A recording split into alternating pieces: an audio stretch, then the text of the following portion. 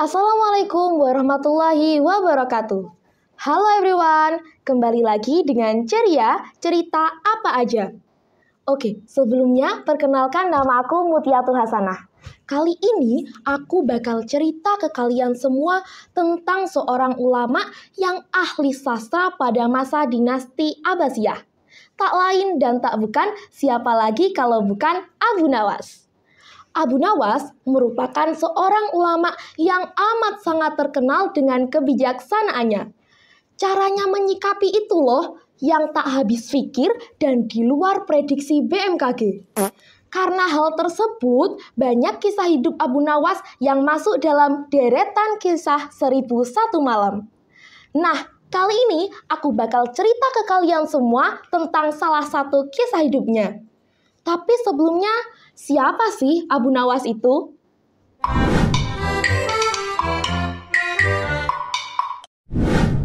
Abu Nawas lahir dengan nama Abu Ali Hasan bin Hani al-Hakami di kota Ahvaz, Iran. Sejak kecil Abu Nawas sudah yatim. Kemudian ia pindah bersama ibunya ke kota Basroh, Irak. Di Basro inilah Abu Nawas mempelajari ilmu agama mulai dari Al-Quran, hadis, fikih, dan lain sebagainya.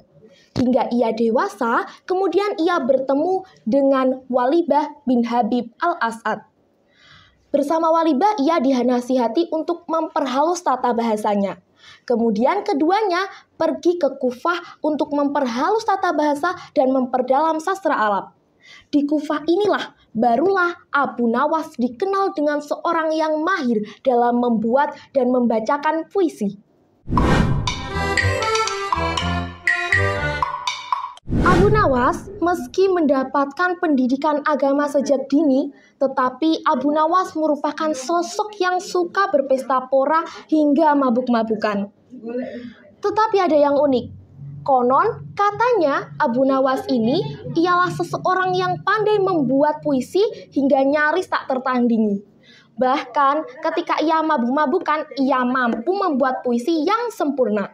Suatu ketika, Abu Nawas membacakan puisi tentang Bani Mudhor yang menyinggung Khalifah Abbasiyah. Hal tersebut membuat Khalifah Abbasiyah memenjarakan Abu Nawas. Tetapi dari hal tersebut pula Abu Nawas menjadi tobat dan fokus menulis puisi tentang keagamaan.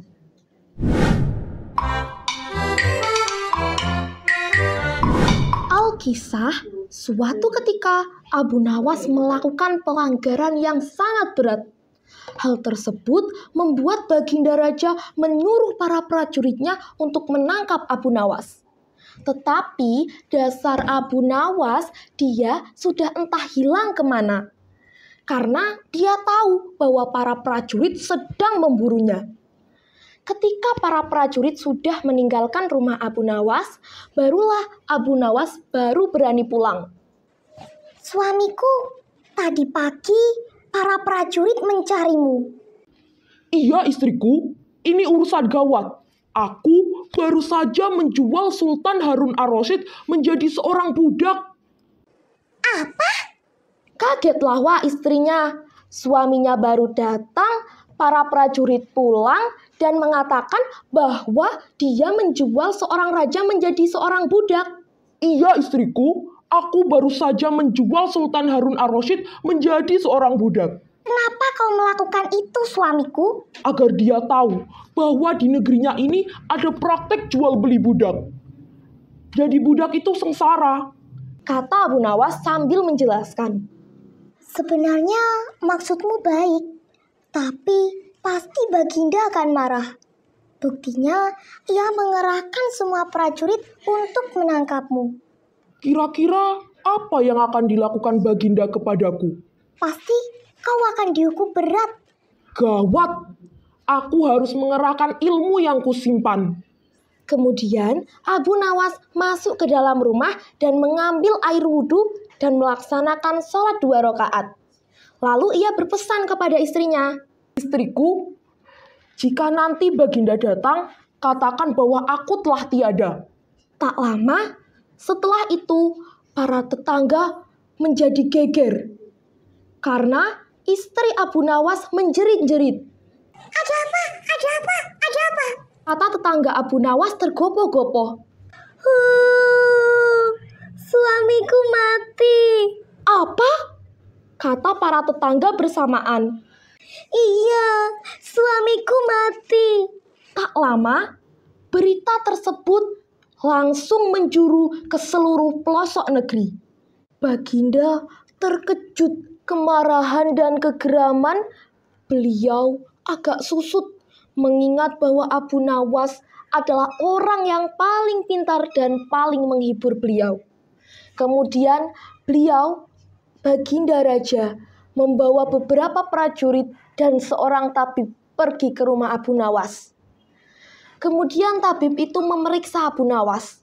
Benarkah seorang Abu Nawas telah meninggal?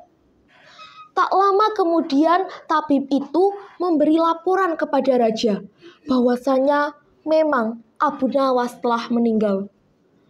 Melihat tubuh Abu Nawas yang terbujur kaku menjadikan Baginda Raja terharu dan meneteskan air mata. Kemudian ia bertanya kepada istri Abu Nawas. Adakah pesan terakhir Abu Nawas untukku? Ada, Paduka. Katakanlah. Suami hamba, Abu Nawas, meminta sudikah kiranya Paduka memampuni semua kesalahan Abu Nawas dunia akhirat di depan rakyat. Baiklah, jika itu permintaan Abu Nawas, aku akan menyanggupinya.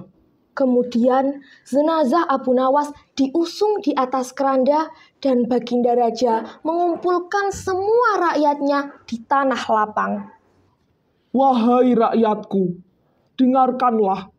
Mulai hari ini, aku memaafkan seluruh kesalahan Abu Nawas yang diperbuat terhadapku. Mulai dari dunia hingga akhirat. Dan kalianlah sebagai saksinya. Syukur! Suara dari dalam keranda.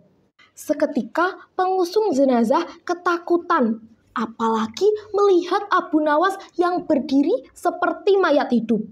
Semua rakyat pun menjadi kaget dan lari tunggang langgang bertubrukan dan banyak yang terkilir. Abu Nawas sendiri segera bangkit dan menemui Baginda. Hamba masih hidup, tuanku. Hamba mengucapkan terima kasih yang banyak karena tuanku sudah mengampuni kesalahan hamba. Kurang ajar! Ilmu apa yang kau pakai, Abu Nawas? Tanya Baginda Raja. Ilmu itu dari Maha Guru Sufi hamba, tuanku. Ajarkan ilmu itu kepadaku. Tidak bisa, tuanku. Hamba tidak dapat melakukannya. Hanya guru hamba yang dapat melakukannya. Dasar pelit! Nah, itu dia cerita dari Abu Nawas. Amanat yang dapat kita ambil adalah berani mengungkapkan pendapat. Karena semua orang harus berani mengungkapkan pendapat untuk kesejahteraan dirinya maupun bersama. Saksikan terus Ceria di setiap minggunya hanya di channel YouTube Mandua Banyuwangi. Jangan lupa like, subscribe, dan komen. Aku Mutia, pamit undur diri. Bye-bye. Wassalamualaikum warahmatullahi wabarakatuh.